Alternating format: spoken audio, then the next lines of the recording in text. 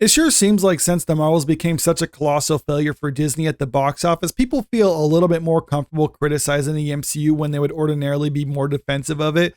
This is something that many like myself have been pointing out for years now, that the quality of Marvel movies have been on the decline since the event of Endgame especially, but Disney always had their shills and media allies going to bat for them. But once the Marvels loses hundreds of millions of dollars at the box office, there's pretty much no denying it at that point that the people criticizing the MCU aren't just a vocal minority on social media, but it's a sizable portion of their target audience.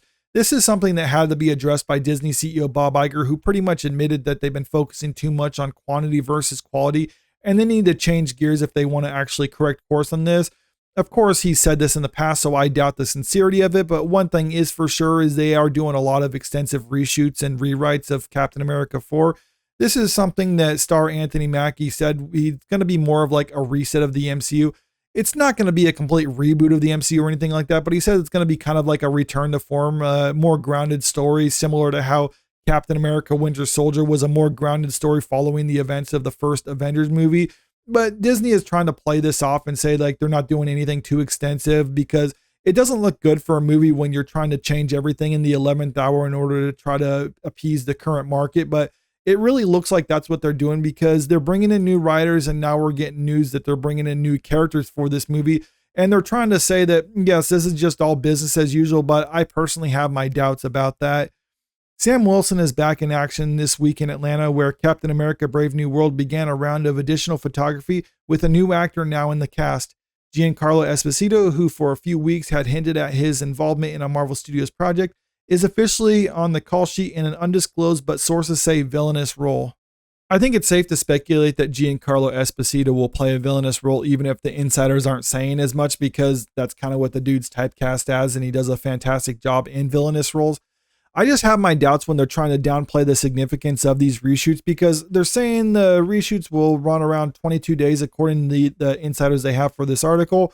And that might not necessarily sound like much until you take into consideration the principal photography lasted 116 days, which puts 22 days as around 19% of that. And to me, if you're reshooting 19% of your movie and bringing in a new character after principal photography wrapped and bringing in a new writer, then it suggests that they're actually trying to save this movie in the edit, because we heard a lot of rumors about bad test screenings. So if you have bad test screenings to the point where you're bringing in a new writer and doing all these extensive reshoots, then it seems like you're trying to make something work and almost salvage a broken movie.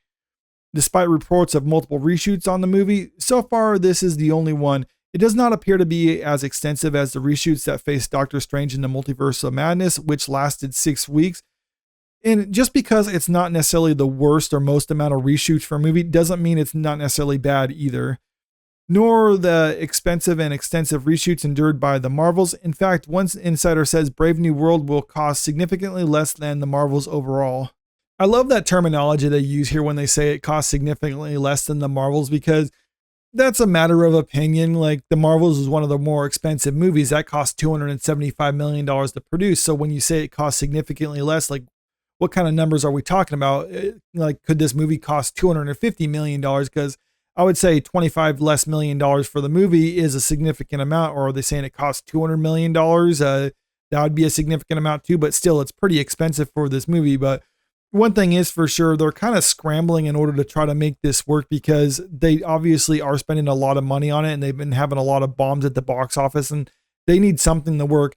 It's looking like their upcoming movie, Deadpool and Wolverine, is probably going to be a success for them, but still, I mean, I don't even think that's enough to offset their losses for last year. So they need to actually get back to making some money, especially since Bob Iger won that proxy war against Nelson Peltz, because at this point, they really have no excuses when their movies fail, because in the past they blamed COVID, then they blamed the strikes.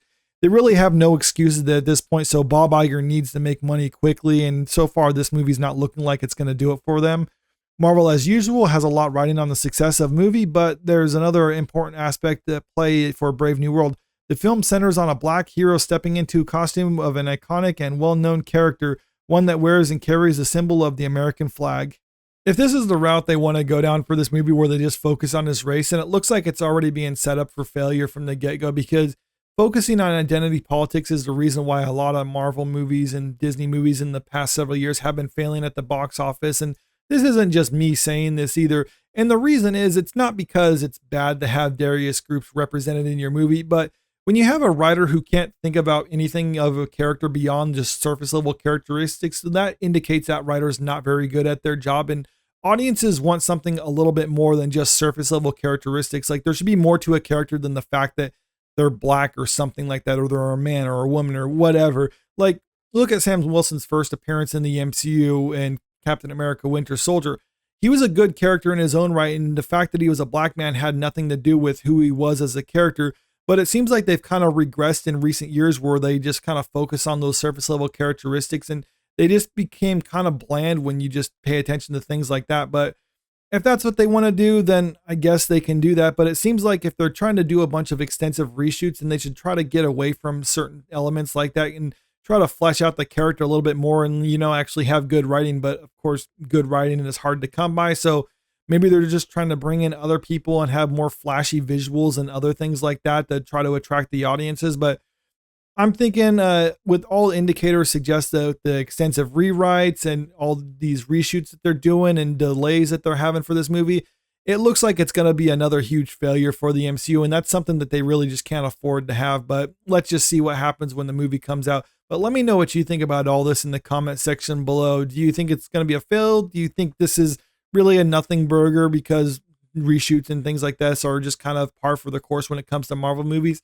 And also, if you haven't already, make sure you click that subscribe button if you want to stay up to date with the latest entertainment news. And don't forget to like and share the video because it really helps out with the channel. Thank you.